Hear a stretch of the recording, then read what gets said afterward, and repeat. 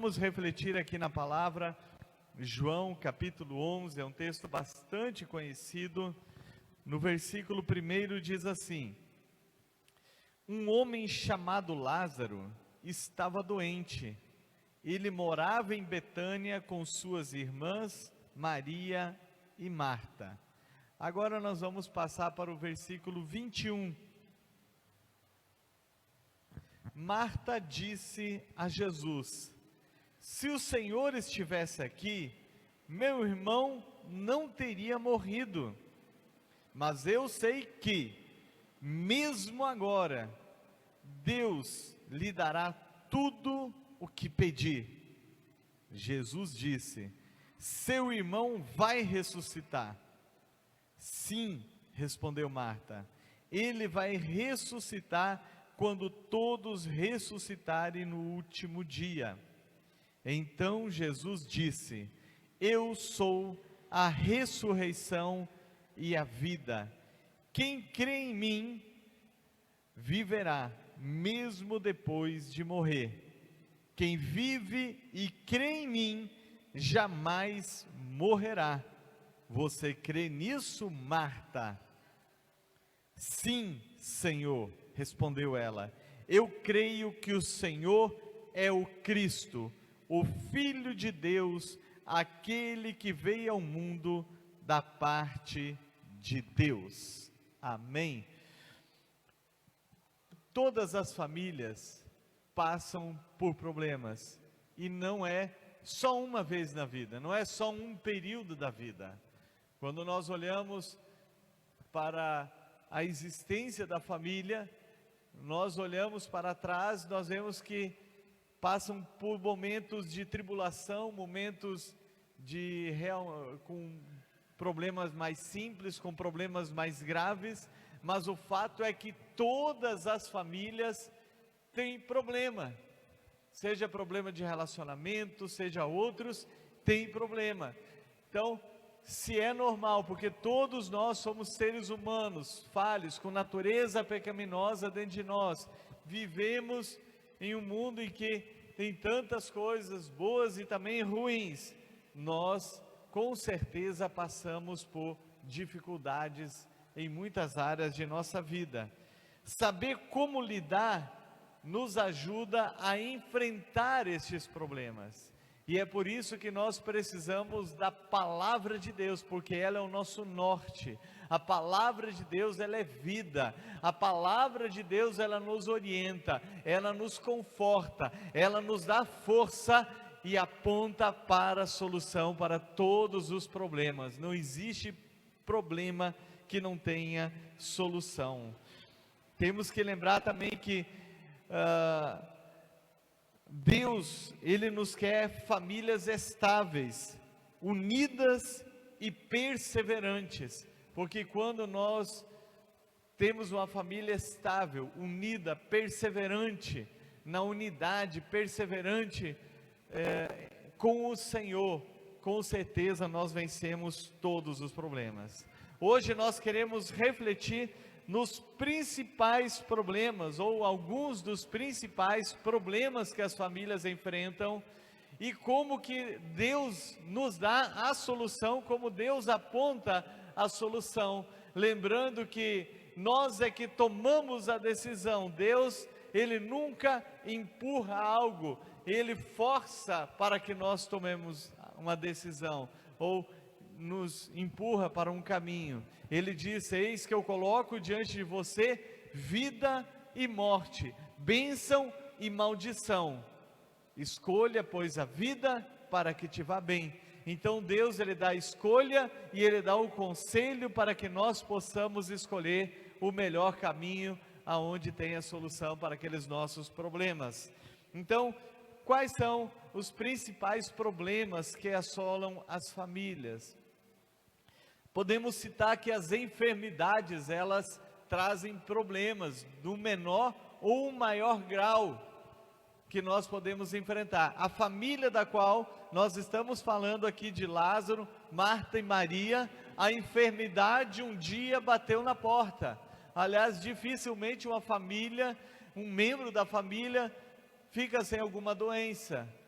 mas nós queremos dar uma ênfase maior em doenças que podem se agravar, doenças que podem durar um período mais tempo, de maior tempo, e tem doenças que são degenerativas, e às vezes pode durar por muitos anos, aquela doença com um membro da família.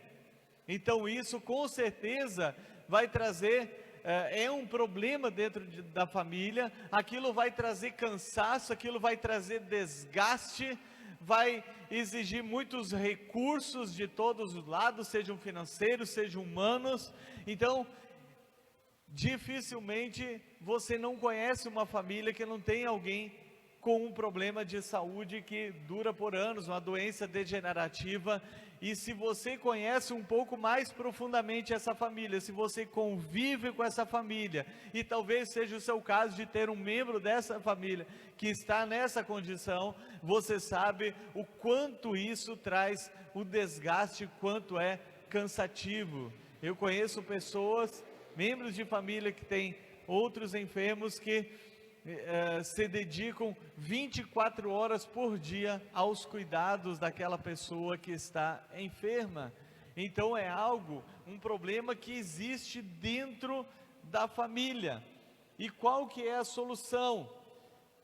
Para que nós possamos então, talvez você tenha algum tipo de, nessa situação, alguém nessa situação, para enfrentar as enfermidades, nós devemos agir com fé e buscar sempre aquilo que é o melhor, sabendo que, como conselho também para quem tem um membro da família enfermo, é o momento da família se unir, não deixar somente um se desgastar, se entregar 100% ao cuidado do outro, a ponto de adoecer junto com ele, em virtude do desgaste que causa cuidar. Então é necessário ter esperança, olhar para Deus, orar pela cura, buscar tratamento necessário, e quando nada disso está resolvendo, nós temos que buscar a força um nos outros, a unidade dentro da família. Ela vai trazer o conforto, e um ajudando o outro, com certeza vai melhorar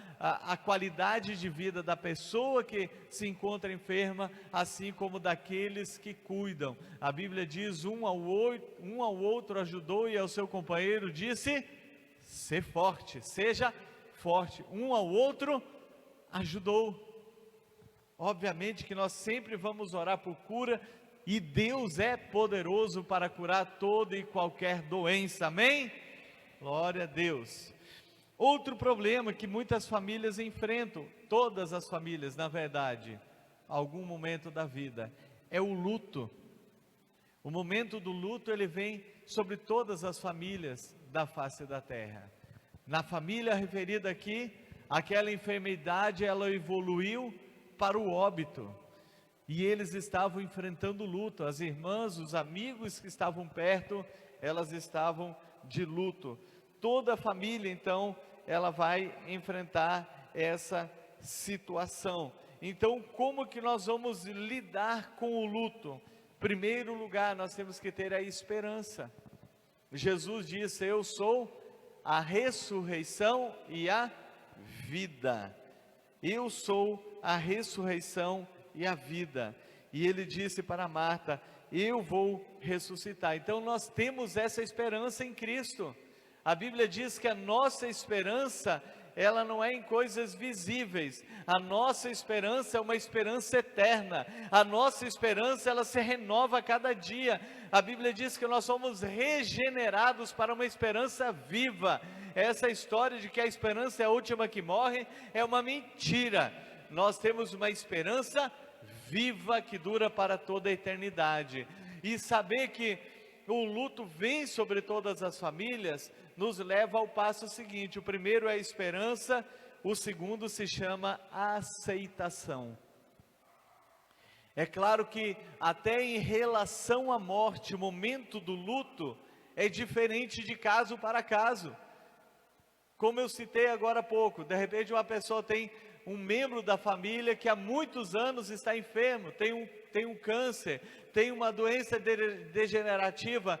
automaticamente todos irão se preparar, sabendo que mais dia, menos dia aquela pessoa virá a óbito. Mas existem outros lutos que chocam muito mais, que o impacto é maior, por exemplo, um acidente, um assassinato, um suicídio, um homicídio, qualquer coisa nesse sentido, suicídio também, isso vai trazer uma dor maior naquele momento, porque ninguém está preparado para isso. As pessoas não se prepararam mentalmente, psicologicamente para enfrentar aquela dor da perda abrupta. Outras dores, que luto maior ainda, é quando o processo da morte é invertido. Qual que é esse processo da morte? O processo natural são os filhos sepultarem os pais, só que muitos pais estão sepultando os filhos, e quando isso acontece, a dor é bem maior, porque o processo inverteu. Mas mesmo diante da morte, diante do luto, diante da morte, tendo esperança, nós precisamos aceitar. A Bíblia diz que assim como por um só homem entrou o pecado no mundo, e pelo pecado a morte, assim a morte passou a todos os homens, porque todos pecaram. Então todos irão morrer. E eu quero dizer que o luto não é para sempre. Nós não podemos nos enterrar junto com o ente querido que foi. Se alguém está num luto há muito tempo, eu quero dizer que isso não é normal. O luto, ele é necessário, o choro é necessário, passar aquele período do luto é extremamente necessário para todos.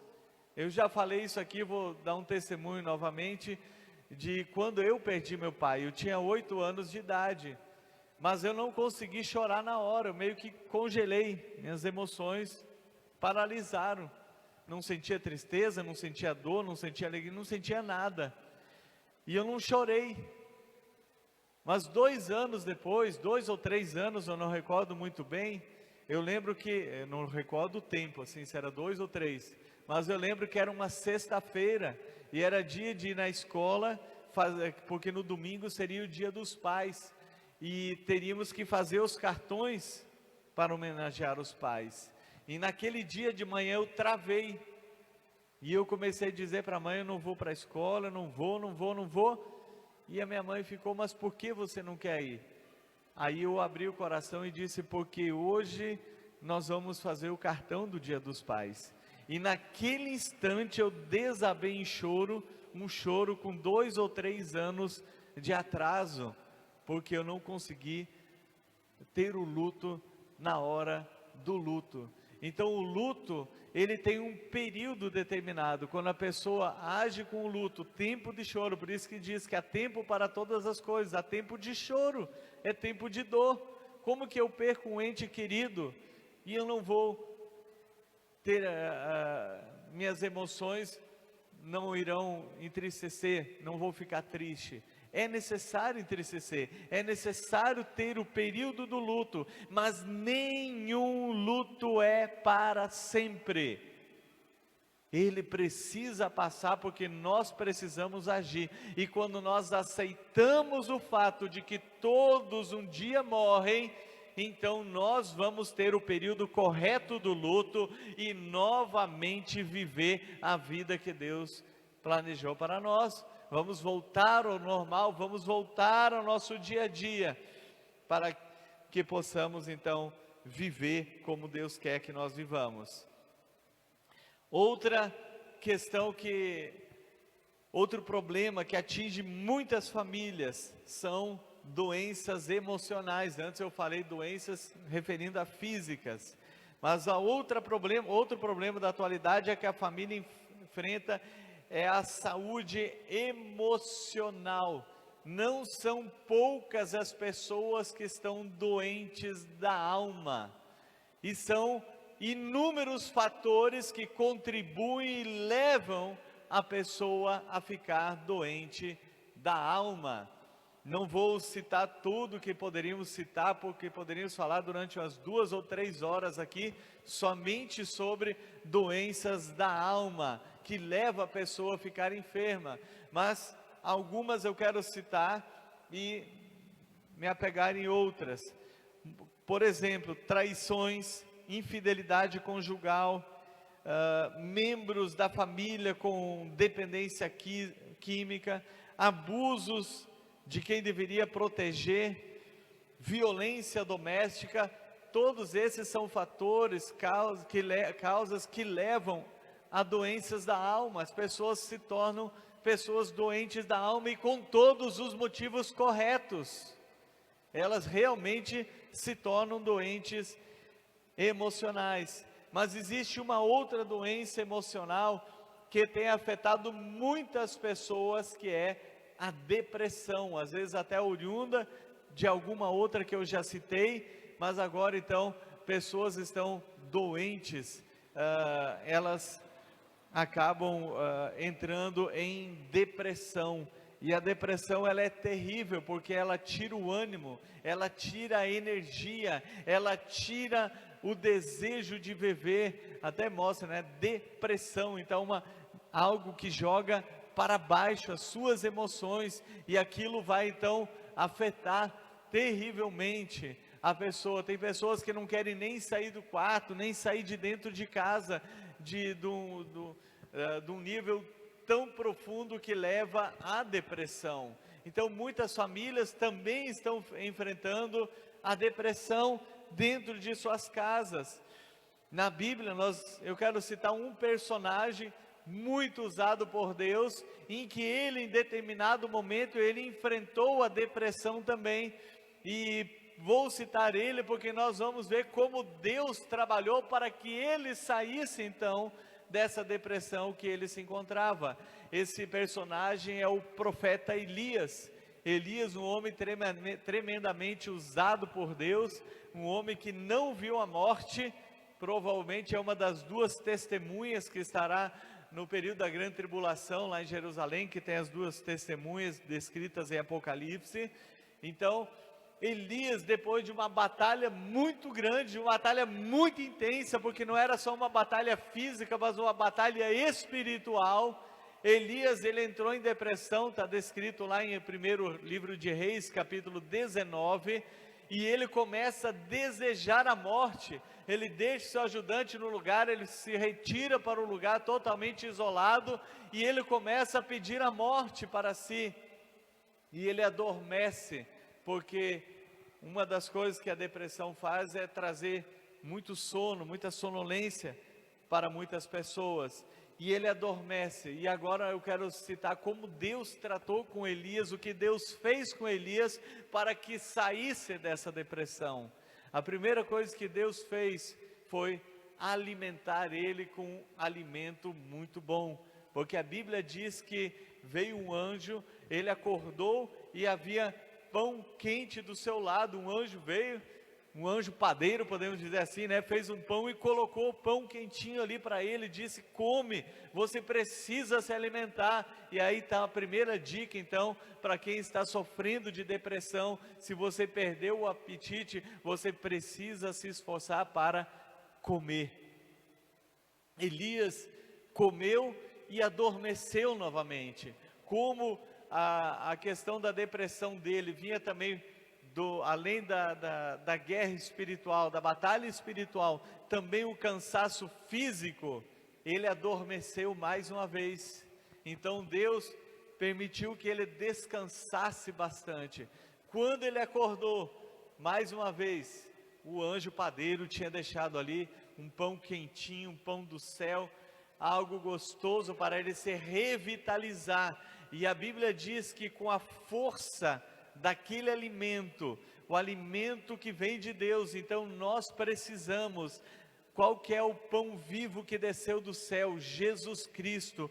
O que nós precisamos? A palavra de Deus é Jesus Cristo. Ela é o pão vivo, ele é o próprio Senhor Jesus Cristo. A Bíblia diz: no princípio era a palavra estava com Deus, e a palavra era Deus. Sem a palavra nada do que foi feito se fez. E João 1,14 diz: e a palavra se fez ser humano. Então a Bíblia, nós precisamos da Bíblia para que nos fortalecer o homem interior com a palavra de Deus. E ali diz que Deus então deu esse pão para Elias novamente. Elias se revigorou e caminhou durante 40 dias e 40 noites até o Monte Sião, o monte de Deus, aonde Deus falou profundamente para ele, dizendo: olha, Deus ouviu todo o desabafo que estava no coração dele. Então é outra coisa que nós precisamos fazer, desabafar para a pessoa certa, falar das dores, das mazelas do nosso coração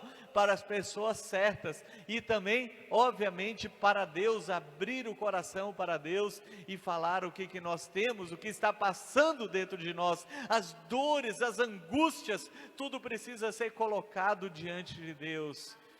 E Deus então conversa com Elias e restitui, tira ele da depressão, dizendo: Elias, a sua missão aqui ainda não acabou. Você pediu a morte, mas ainda não é o fim. Você vai ungir Eliseu como seu sucessor, você vai ungir fulano de tal como rei, você vai ungir o outro rei, ou seja, você ainda tem trabalho pela frente. E eu quero dizer para você que se porventura você está passando por depressão, o seu trabalho aqui ainda não acabou. O Senhor está te dando a oportunidade de você se reerguer nesta noite, sair dessa situação e ir para aquilo que Deus quer na sua vida.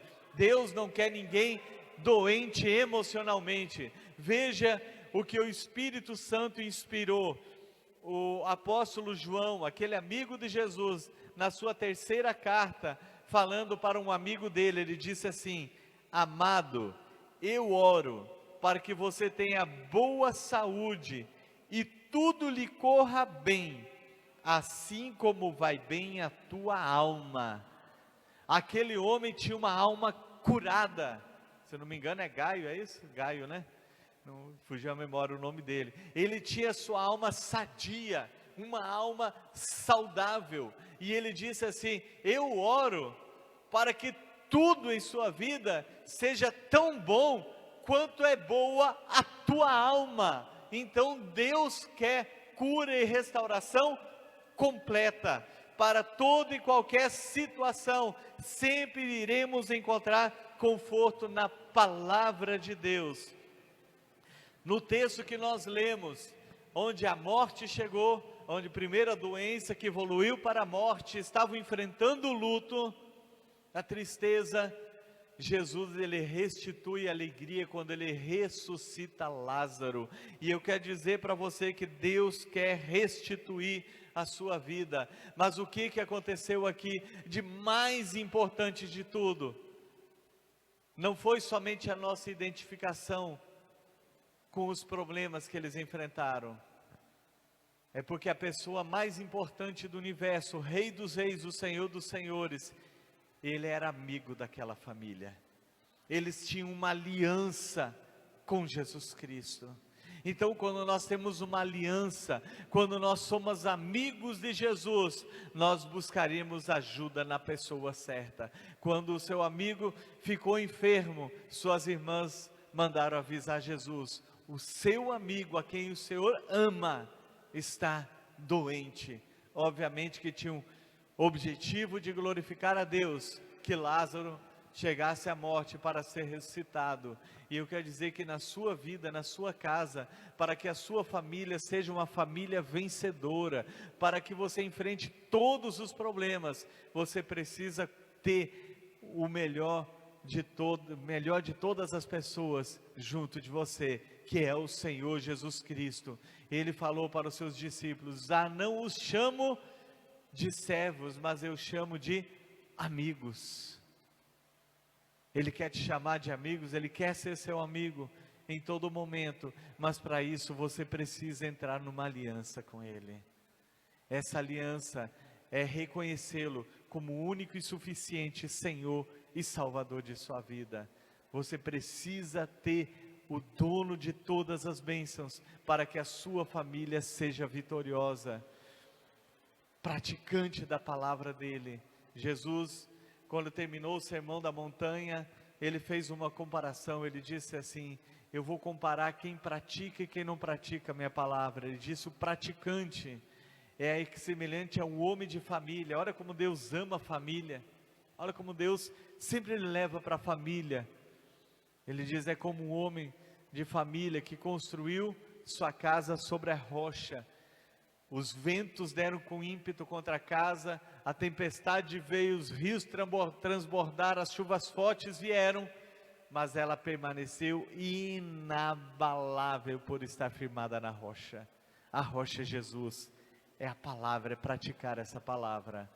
Aí ele disse, a quem eu vou comparar o que não pratica a minha palavra? É semelhante ao pai de família insensato, que construiu sobre a sua casa sobre a areia. Sopraram os ventos fortes, deram com ímpeto contra a casa, transbordaram os rios, vieram as tempestades e foi grande a sua ruína. Constrói uma casa ali na área de maré, o que acontece no dia seguinte, ou no mesmo dia, quando é de 12 em 12 horas que sobe a maré? A casa vai embora. Então quem não pratica, ele também vai ruir, porque Jesus diz que as tempestades, as intempéries vêm sobre todos. Permanece em pé aquele que pratica a sua palavra, aquele que tem Jesus dentro da sua casa. Porque Lázaro, Marta e Maria era uma família estável, porque eles tinham Jesus dentro da sua casa. E eu quero que você feche